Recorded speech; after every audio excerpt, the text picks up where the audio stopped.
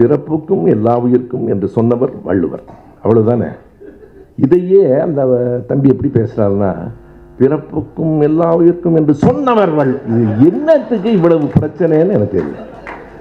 என்று சொன்னவருக்கு எதுக்கு இவ்வளவு பிரச்சனை? அதுல என்ன இவ்வளவு ஆவேசத்துக்கு? அதுல என்ன இடம் இருக்கு? எனக்கு கோபம் அவர் மேல இல்லைங்க, அந்த ஆவேசத்தை பார்த்து கைதற்ற பிள்ளைங்க இருக்கான் பாருங்க.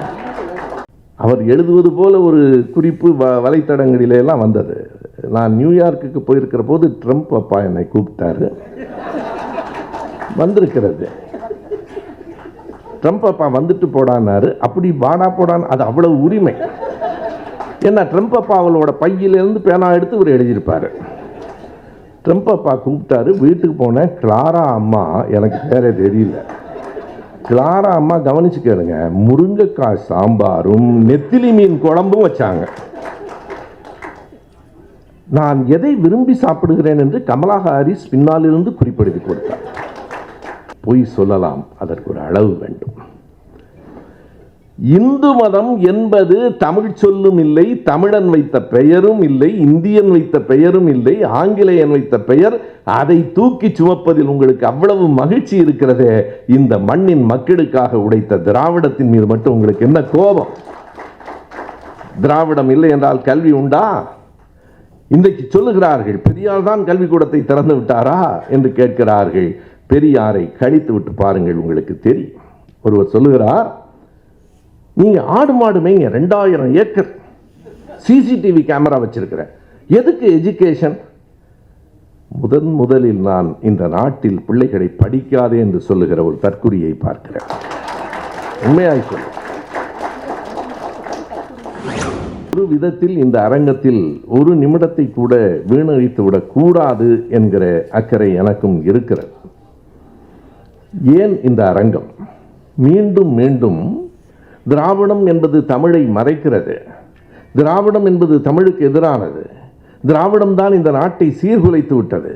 அது மட்டுமல்ல, நான் சொல்ல தயங்குகிறேன், ஆனாலும் சொல்ல வேண்டும் என்பதற்காக சொல்லுகிறேன், திருட்டு திராவிடம் என்று பேசிக்கொண்டே இருக்கிறவர்களுக்கு நாம் அவர்களுக்கு சொல்லவில்லை என்றாலும் மக்களுக்கு உண்மையை சொல்ல வேண்டும். இதில் ஒரு வியப்பு என்ன என்றால், இந்த எதிர்ப்பும் இந்த இழிவான பேச்சுகளும் இன்றைக்கு புதிதாக முளைத்து விடவில்லை, தொடர்ந்து வந்து கொண்டே இருக்கிறது. இடைவெளி விட்டு திராவிடத்தை தாக்குகிற போக்கு இருந்து கொண்டே இருக்கிறது. நாம் மீண்டும் மதிப்போடு நான் சொல்லுகிறேன், ஐயா சிலம்பு செல்வர் அவர்கள் தான் அதை தொடங்குகிறார். 1946 மாப்போசி அவர்கள், பிறகு ஆதித்தனார், பிறகு தமிழ் தேசிய கட்சி என்கிற பெயரில் ஈவேகி சம்பத் அவர்கள், யூசிபிஐ என்கிற பெயரில் கட்சி தொடங்கிய எம் கல்யாண சுந்தரம் அவர்கள், 95 திராவிடத்தால் வீழ்ந்தோம் என்கிற ஒரு சிறு புத்தகம்.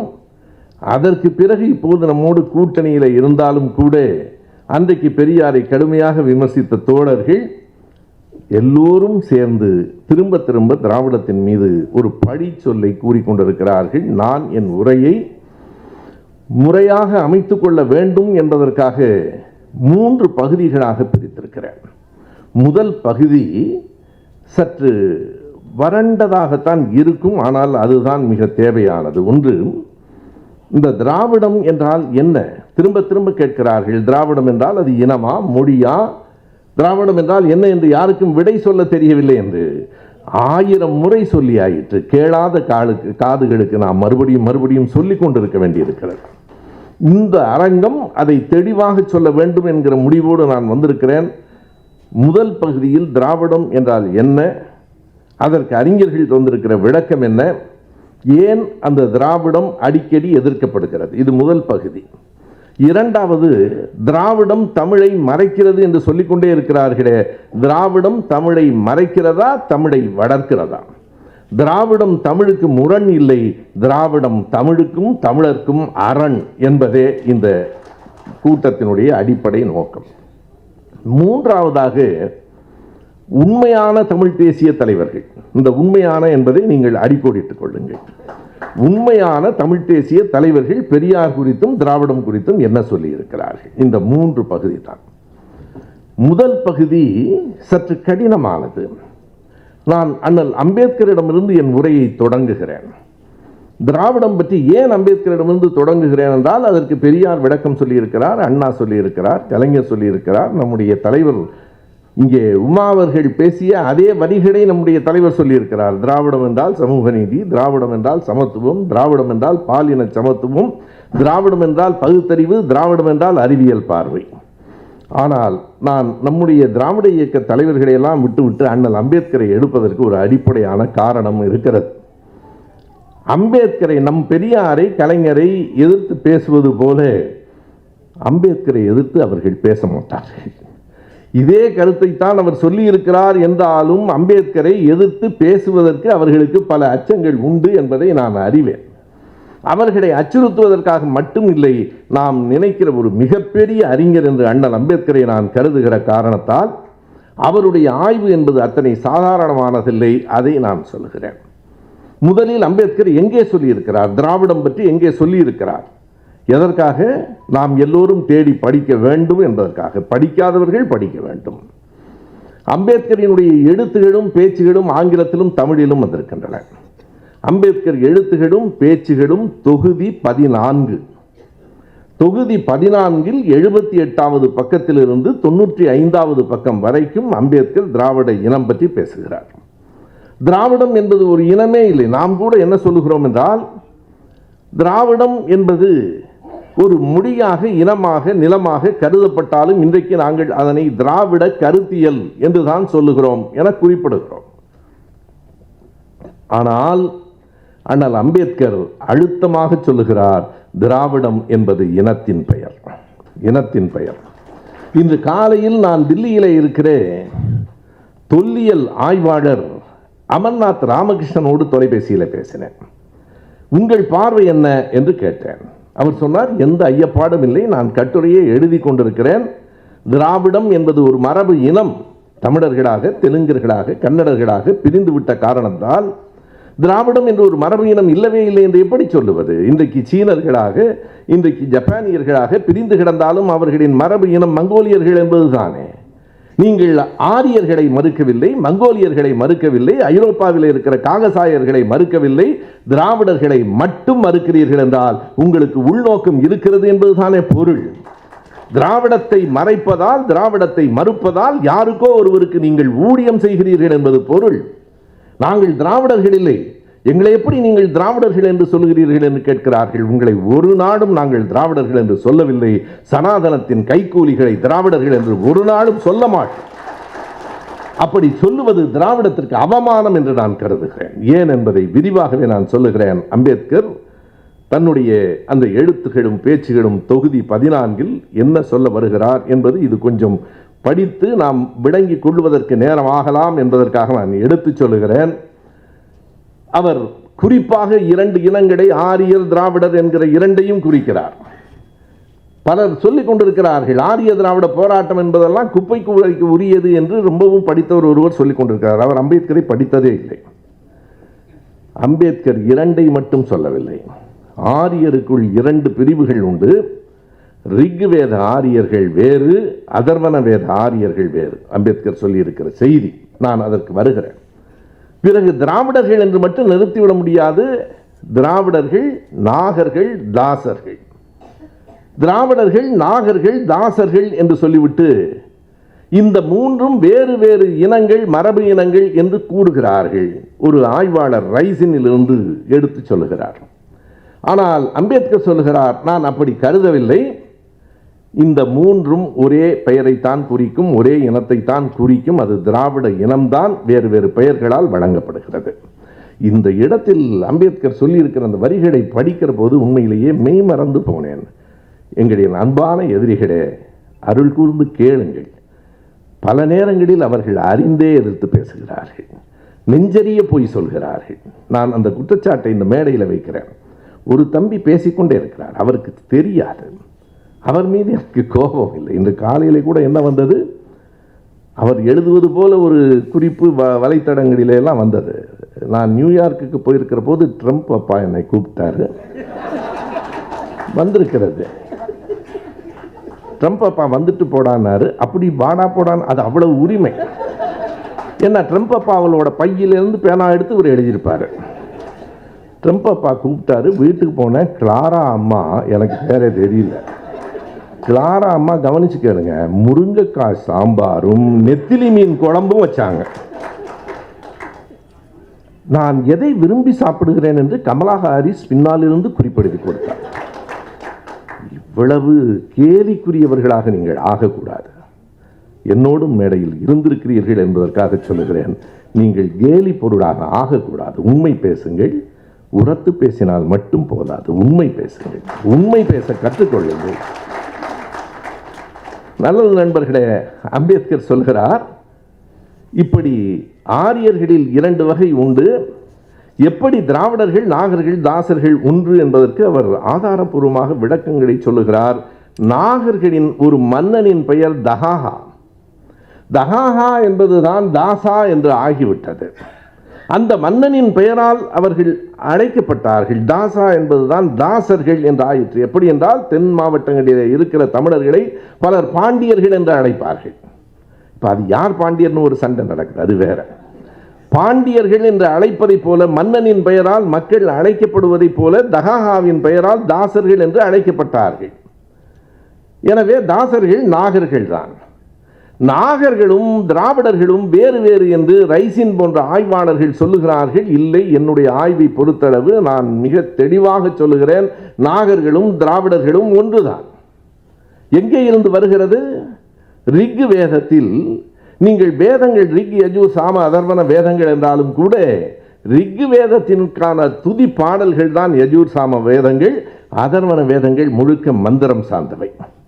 ரிக் வேத காலத்திலே தான் வேதங்கள் உருவாகின, அதர்வன காலத்திலே உபநிடதங்கள் உருவாகின. அதை அவர்கள் வேதாந்தம் என்று சொன்னார்கள், அது வேறு.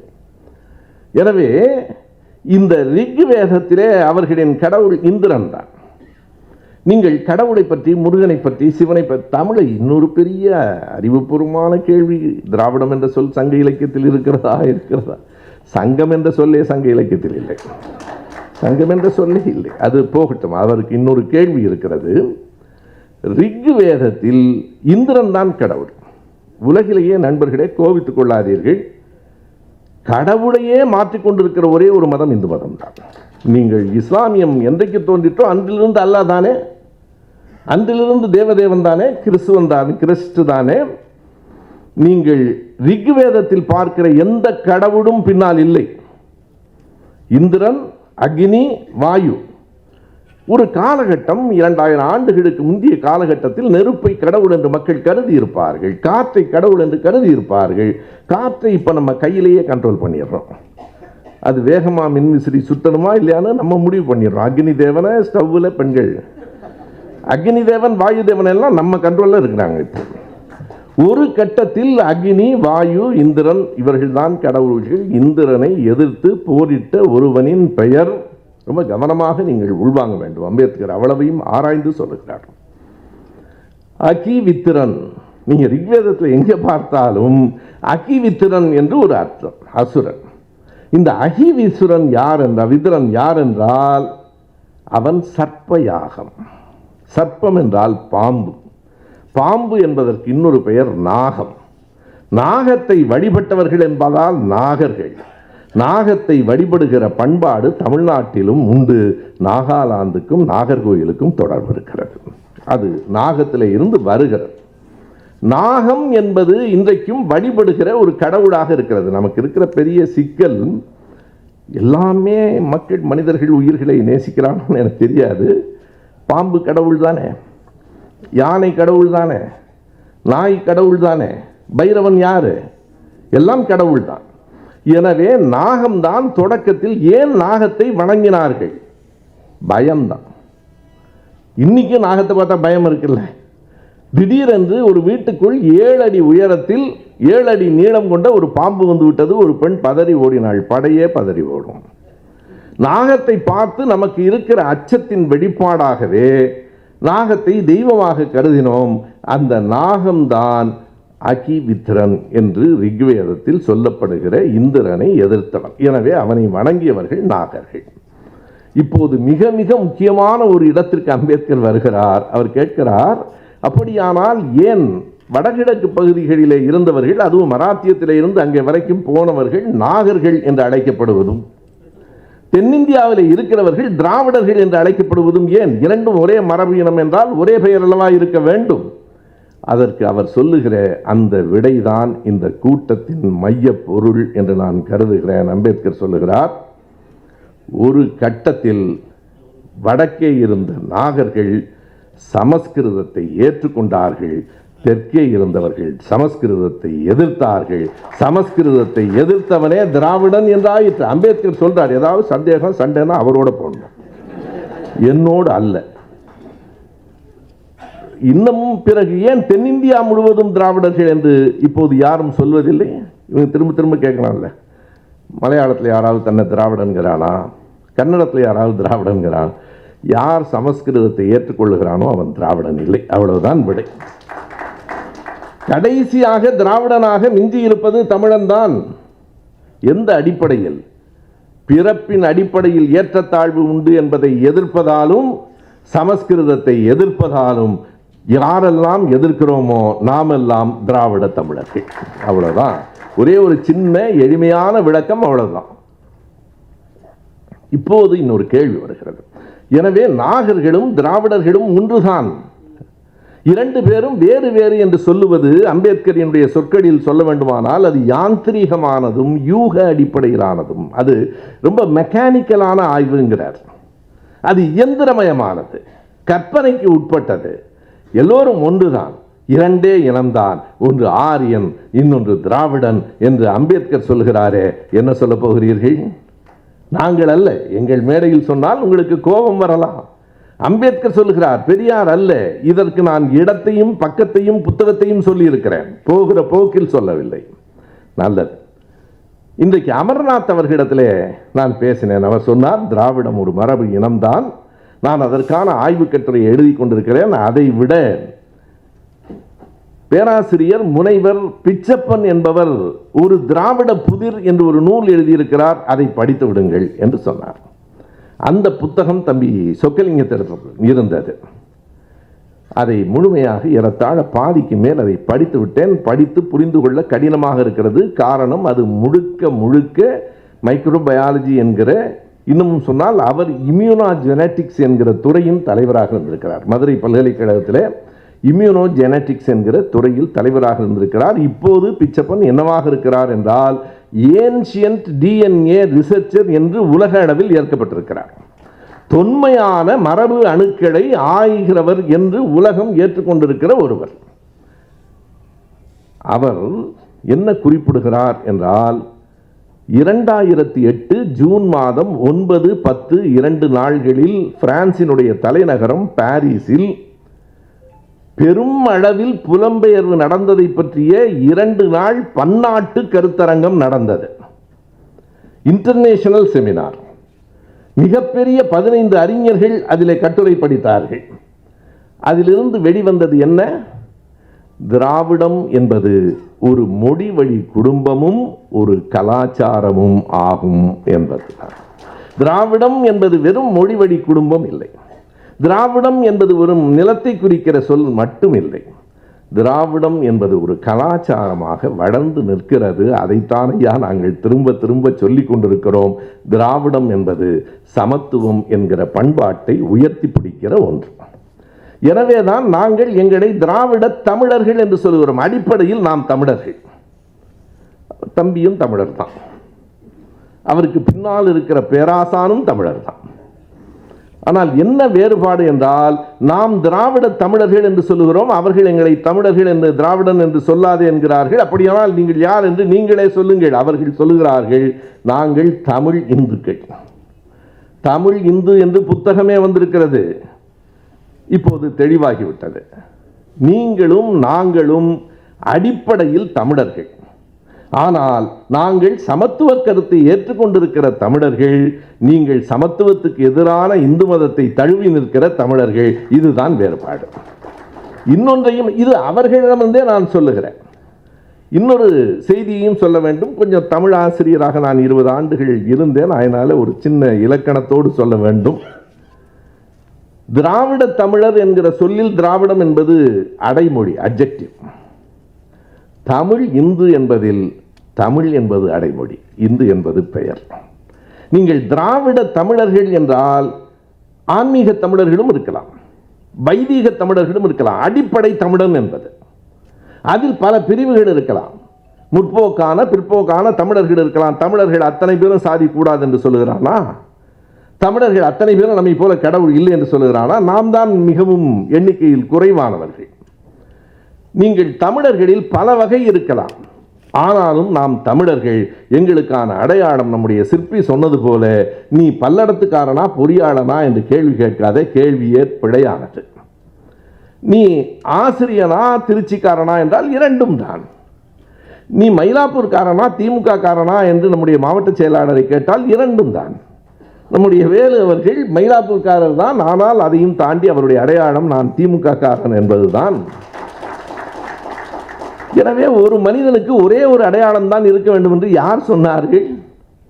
நான் என் பிள்ளைக்கு அப்பா, பேரனுக்கு தாத்தா, மனைவிக்கு கணவன், தாய் தந்தைக்கு பிள்ளை.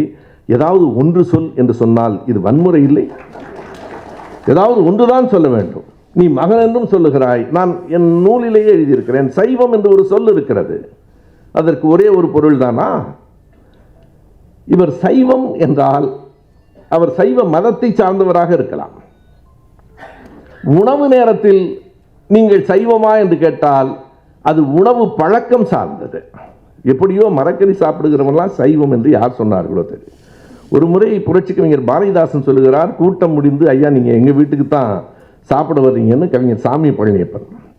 நல்லது, கொஞ்சம் வைணவ உணவாக செஞ்சு வைப்பான்னார். அவருக்கு புரியல, இந்த சைவம் வேண்டாம், வைணவ உணவாக செய்ப்பான்னார். அவருக்கு அந்த புலால் உணவு இல்லாமல் அவரால் உண்ண முடியாது. ஒரு முறை நம்முடைய ஐயா நெடுமாலனியா இருக்கிறார்களே, அவருடைய வீட்டில் அவருடைய அப்பா பழனியப்பனார் புரட்சி கவிஞருக்கு மிக நெருக்கமான நண்பர். அங்கே போய் 4-5 நாள் தங்கி இருக்கிறார், திருக்குறளுக்கு எழுதுகிறார் உரை. பிறகு திடீரென்று ஒரு நாள், நாளைக்கு பழனிப்பா நான் காலையில் நாளைக்கு கிளம்புறேன். கேட்குறாரு, ஏன் ஐயா இன்னும் 1 வாரம் 10 நாள் இருக்கேன்னு சொன்னீங்களே, இருந்து எழுதுங்க. இல்லைப்பா, உன் வீட்டு சைவத்தை என்னால் தைக்க முடியல நான் பாரு. அவர் தினம் புலால் சாப்பிட்றவர், உன் சைவத்தை என்னால் சகிக்க முடியல. எனவே சைவம் என்பது மதம் சார்ந்தது, சைவம் என்பது உணவு பழக்கம் சார்ந்தது. இவர் சைவ பிள்ளைமார் சைவ செட்டியார் என்று சொன்னால் அது சாதி சார்ந்தது. ஒரே சொல் தானே. உனக்கு சைவம் இவ்வளவையும் குறிக்கலாம் என்றால் திராவிடம் மொழியை, நிலத்தை, இனத்தை, கருத்தியலை குறிக்கக்கூடாதா? அது என்ன திராவிடத்துக்கு மட்டும் தனியாக ஒரு சட்டம் வைத்துக் கொண்டிருக்கிறீர்கள்? அடுத்த கேள்விக்கு நான் வருகிறேன். நான் திராவிட தமிழன் என்று சொன்னால் ஆன்மீக தமிழனை ஏற்கிறேன் என்று பொருள். ஆனால் நீங்கள் தமிழ் இந்து என்று சொன்னால் ஆரிய இந்து இருக்கலாம், தெலுங்கு இந்து இருக்கலாம், ஆனால் எல்லோரும் இந்துக்கள் என்று பொருள். நாங்கள் மனிதர்களை எங்கே கொண்டு போய் சேர்க்கிறோம்? நம் நாட்டில், நம் இனத்தில் இருக்கிற மனிதர்களை நாங்கள் தமிழர்கள் என்று சொல்லுகிறோம். அந்த தமிழர்களுக்குள் வேறுபாடு சொல்லுகிறோம். நீ அத்தனை பேரும் இந்துக்களுக்குள் வேறுபாடு சொல்கிறாய். நாங்கள் எங்கே கொண்டு போய் சேர்க்கிறோம், நீங்கள் எங்கே கொண்டு போய் மக்களை சேர்க்கிறீர்கள் என்பதற்கு இது அடையாளம். திராவிடத்தோடு என்ன பகை? திராவிடம் சங்க இலக்கியத்தில் அந்த சொல். அம்பேத்கர் எழுதுகிறார், திராவிடம் என்பது தமிழ் சொல் இல்லை, அம்பேத்கர் எழுதியிருக்கிறார்.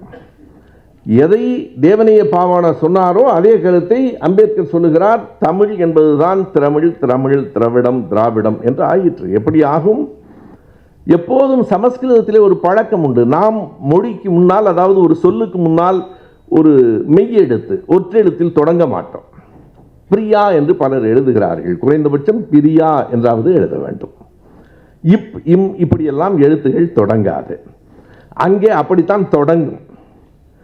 நாம் பவடம் என்று சொன்னால் அவர்கள் பிரவாடம் என்று சொல்லுவார்கள். நாம் படி எடுக்கிறது என்றால் அவர்கள் பிரதி என்பார்கள். தமிழில் அந்த இசைக்கருவிக்கு மதங்கம் என்றுதான் பெயர், அவர்கள் மிருதங்கம் என்பார்கள். மெதுவாக இருக்கிறது என்பதை மிருதுவாக இருக்கிறது என்பார்கள். தமிழ் திராவிடம் ஆனது இப்படித்தான் என்று அம்பேத்கர் சொல்லுகிறார். இருக்கட்டும், இங்கே ஒரு கேள்வி வருகிறது. தஞ்சாவூர் என்பதை சொல்ல தெரியாமல் ஆங்கிலேயன் தாஞ்சூர் என்றான். தூத்துக்குடியை சொல்ல தெரியாமல் அவன் சிட்டுக்கோரின் என்றான். எனவே நீங்கள் திரிந்த வடிவத்தை ஏன் பயன்படுத்த வேண்டும்? ஆங்கிலேயனுக்கு சொல்ல தெரியவில்லை, நாம் தஞ்சாவூர் தானே சொல்ல வேண்டும், ஏன் தாஞ்சூர் சொல்ல வேண்டும்? கேள்வி சரியாக இருக்கிறது. விடை என்ன என்றால், தாஞ்சூர் என்கிற சொல்லுக்கு பின்னால் எந்த வரலாறும் இல்லை. சுயமரியாதை, திராவிடம் என்ற சொற்களுக்கு பின்னால் ஒரு நூற்றாண்டின் வரலாறு பொதிந்து கிடக்கிறது. அந்த சொற்களை நாங்கள் கைவிடும் போது வரலாற்றையும் சேர்த்து கைவிடுகிறோம். திராவிடம் என்கிற சொல்லை நாம் கைவிட்டால் முற்றுமுழுக்க திராவிட இயக்கத்தின் வரலாற்றை கைவிடுகிறோம். எனவே நாங்கள் திராவிடத்தை ஒரு நாளும் கைவிட மாட்டோம். நீங்கள் வைத்துக் கொள்வதும் விட்டு விடுவதும் உங்கள் விருப்பம். இப்போது இந்த கேள்விக்கு நான் விடை சொல்லி விடுகிறேன். திராவிடம் என்பது சங்க இலக்கியத்தில் இருக்கிறதா? திராவிடம் என்பது ஐம்பெருங்காப்பியத்தில் இருக்கிறதா? இப்படி சொல்லுகிற நீங்கள் உங்களை தமிழ் இந்து என்று சொல்லுகிறீர்களே, இந்து என்ற சொல் சங்க இலக்கியத்தில் இருக்கிறதா? இந்து என்ற சொல் ஐம்பெருங்காப்பியத்தில் இருக்கிறதா? இந்து என்ற சொல் 15ஆம் நூற்றாண்டு இலக்கியங்களில் இருக்கிறதா?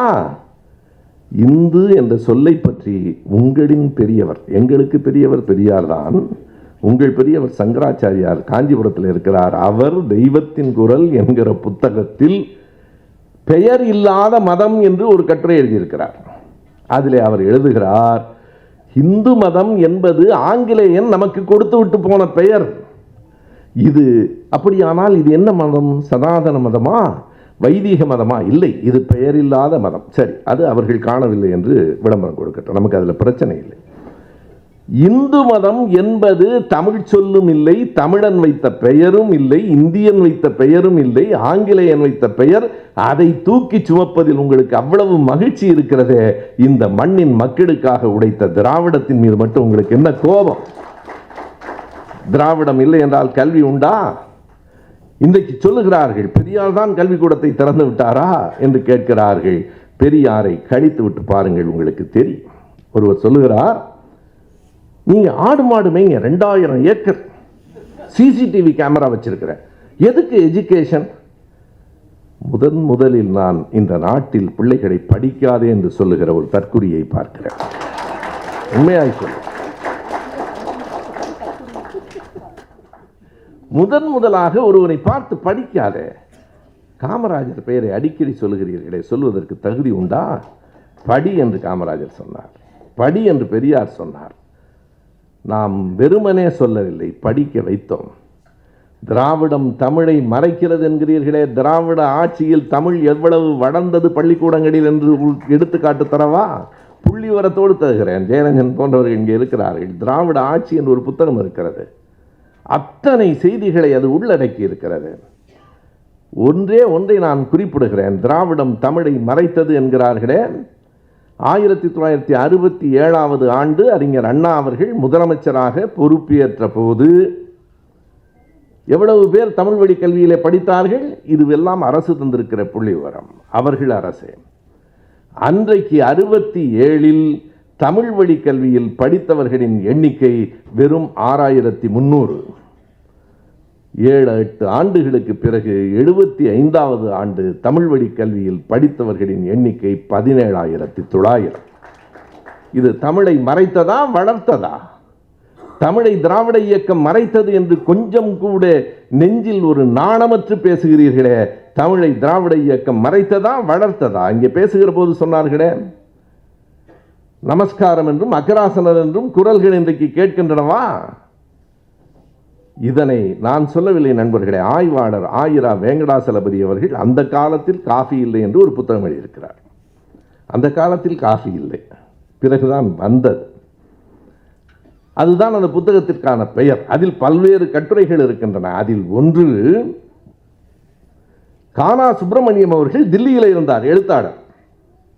அவர் கொஞ்ச நாள் தில்லியில் இருந்து விட்டு சென்னைக்கு வந்தபோது அவர் எழுதுகிறார், 60க்கு பிறகு, திமுக எழுச்சி பெற்ற பிறகு, சில ஆண்டுகளில் தமிழ்நாடு அப்படியே மாறி போயிருக்கிறதே, என்னால் சகிக்க முடியலையே.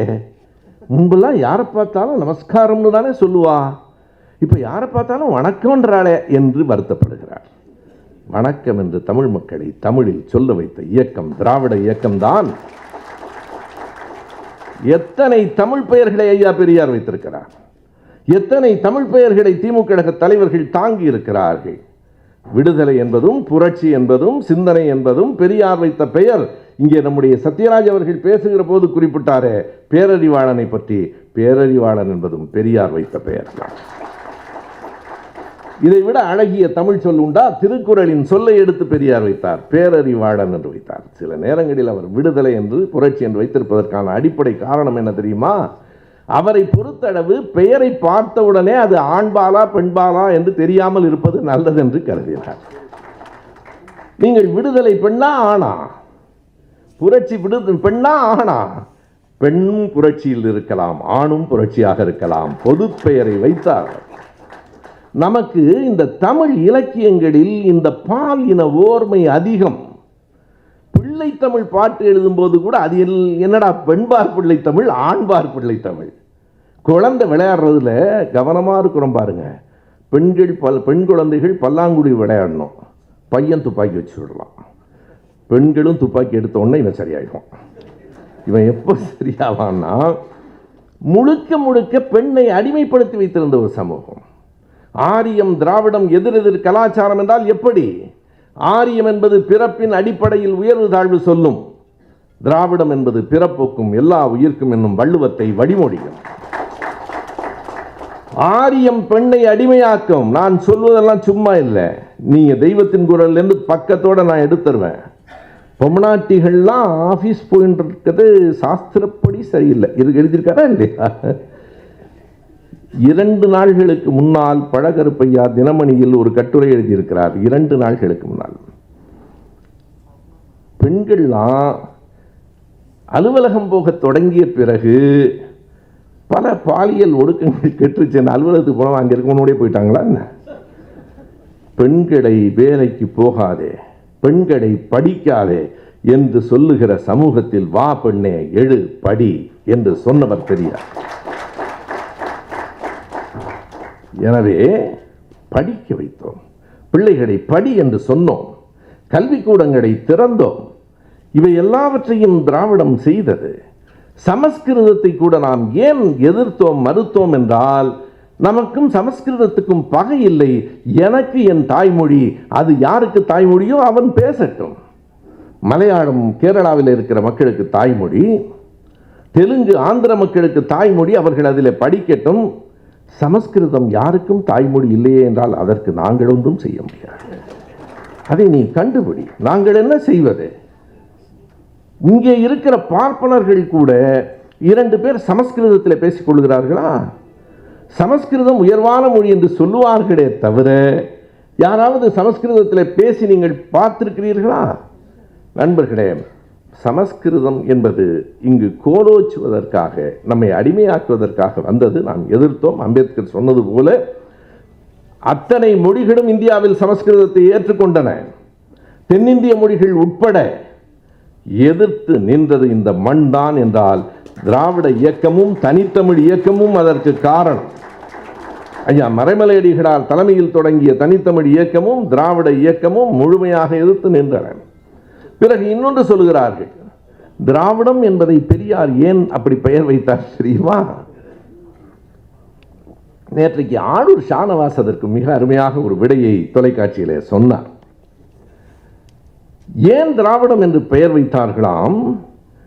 தமிழர் என்று பெயர் வைத்து விட்டால் தான் அதற்குள் வரமாட்டோமே என்கிற கவலையில் பெரியார் திராவிடம் என்கிற பெயருக்குள் ஒளிந்து கொண்டார். நல்லது. ஆளூர் ஷானவாஸ் கேட்டார், அயோத்திதாச பண்டிதர் திராவிடர் என்று பெயர் வைத்தாரே, அவர் எங்கே போய் எதற்காக ஒழிய வேண்டும் என்று கேட்டார். அவர் தமிழர் தானே, அவர் எங்கே போய் ஒளிந்து கொள்வதற்காக வைத்தார்? இதற்கு அவர்கள் தம்பிகள் ஒரு 169 யூடியூப் வச்சிருக்கிறாங்க. தமிழ்நாட்டிலேயே யூடியூப் மூலம் மட்டுமே அரசியல் நடத்துறவங்க அவங்க தான். வேற எந்த நீங்க இவ்வளவு உள்ளடக்கம், இவ்வளவு எண்ணிக்காவது நீங்க பாருங்க. மேடையில் வந்து தடை அதை உடை, முறுக்கு அதை நொறுக்கு. என்ன அண்ணா பார்த்தா வருத்தப்பட்டிருப்பார். எத்தனை அழகான அடுக்குமொழிகளை அண்ணா சொல்லிட்டு போனார். வெறும் சத்தம் போட்டு எனக்கு பல நேரங்களில் எனக்கு உண்மையாகவே புரியலைங்க. புரிஞ்சவங்க யாராவது சொல்லுங்க. பிறப்புக்கும் எல்லா உயிர்க்கும் என்று சொன்னவர் வள்ளுவர், அவ்வளவுதானே. இதையே அந்த தம்பி எப்படி பேசுறாருன்னா, பிறப்புக்கும் எல்லா உயிர்க்கும் என்று சொன்னவர் வள்ளுவர். என்னத்துக்கு இவ்வளவு பிரச்சனைன்னு எனக்கு தெரியல. என்று சொன்னவருக்கு எதுக்கு இவ்வளவு பிரச்சனை? அது அதில் என்ன இவ்வளவு ஆவேசத்துக்கு அதில் என்ன இடம் இருக்கு? எனக்கு கோபம் அவர் மேலே இல்லைங்க, அந்த ஆவேசத்தை பார்த்து கைதட்டுற பிள்ளைங்க இருக்கான் பாருங்க. ஐயோ, உண்மையாவே எனக்கு தூக்கம் வர மாட்டேங்குது. எதுக்கு அவன் கைதட்டுறான்னு எனக்கு புரியல. ஒரு சத்தம் போட்டு பேசணுமா? இப்படி ஒரு கலாச்சாரம். என்ன சொல்லுகிறீர்கள் என்பதை விட சத்தம் போட்டு சொல்ல வேண்டும் என்கிற ஒரு கலாச்சாரம். நண்பர்களே, அடிப்படையில் திராவிடத்திற்கும் ஆரியத்துக்கும் தான் வேறுபாடு. இரண்டுக்கும் முரண் எங்கே இருக்கிறது என்பதை நான் எடுத்து சொன்னேன். ஆனால் மீண்டும் மீண்டும் திராவிடத்துக்கு எதிராக கொண்டு வந்து தமிழை நிறுத்துவதற்கான நோக்கம் உண்மையான எதிரிகளுக்கு இடையில் சண்டை நடக்காமல் இன்னொருவனை கொண்டு வந்து நிறுத்துவதன் மூலம் உண்மையான எதிரி தப்பித்துக் கொள்வார். அவ்வளவுதான்.